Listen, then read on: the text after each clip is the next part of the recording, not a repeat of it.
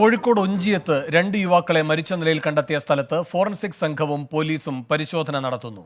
നെല്ലാച്ചാരി പള്ളിയുടെ പിറകിൽ ആളൊഴിഞ്ഞ പറമ്പിലായിരുന്നു മൃതദേഹം. ഇരുവരും അമിത അളവിൽ ലഹരി ഉപയോഗിച്ചിരുന്നു എന്നാണ് പ്രാഥമിക നിഗമനം. അഭിജിത്ത് മുഴക്കുന്ന് കൂടുതൽ വിവരങ്ങളുമായി ചേരുന്നു. അഭിജിത്ത്, ഇപ്പോൾ ഫോറൻസിക് സംഘവും സ്ഥലത്തെത്തിയിരിക്കുന്നു എന്നറിയുന്നു.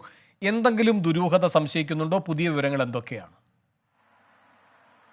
വേണു, ഫോറൻസിക് സംഘം ഇവിടേക്ക് എത്തിയിട്ടുണ്ട്. അവരുടേതായ പരിശോധന തുടരുകയാണ്. ഒപ്പം എടച്ചേരി പോലീസും ഇവിടെയുണ്ട്. ഈ ഫോറൻസിക് സംഘത്തിന്റെ പരിശോധനയ്ക്ക് ശേഷമാകും ഇൻക്വസ്റ്റ് നടപടികളിലേക്കടക്കം പോലീസ് കടക്കുക.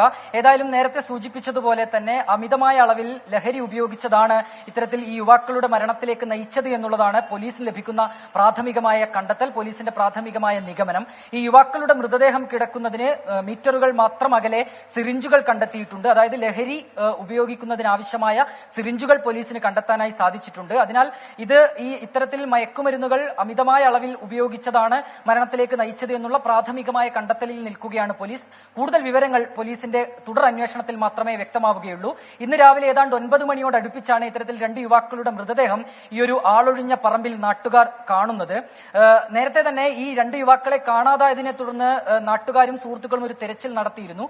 പിന്നാലെയാണ് ഇത്തരത്തിൽ മൃതദേഹം കണ്ടെത്തുന്നത്. ഉടനെ തന്നെ അവർ പോലീസിനെ വിവരം അറിയിക്കുകയും ചെയ്തു. പിന്നാലെയാണ് പോലീസ് ഇവിടേക്ക് എത്തുകയും ചെയ്യുന്നത്.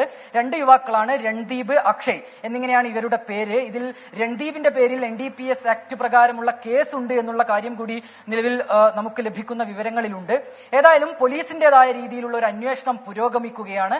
നിലവിലെ കണ്ടെത്തൽ അനുസരിച്ച് അമിതമായ അളവിൽ ലഹരി ഉപയോഗിച്ചത് തന്നെയാണ് ഈ മരണത്തിലേക്ക് നയിച്ചത് എന്ന കണ്ടെത്തലിലാണ് പോലീസ് ഉള്ളത്. വേണു, ശരി. കോഴിക്കോട് ഒഞ്ചിയത്ത് 2 യുവാക്കൾ മരിച്ച സംഭവത്തിൽ ഫോറൻസിക് സംഘം പരിശോധന നടത്തുന്നു. അഭിജിത്ത് മുഴക്കുന്നാണ് വിവരങ്ങൾ നൽകിയത്.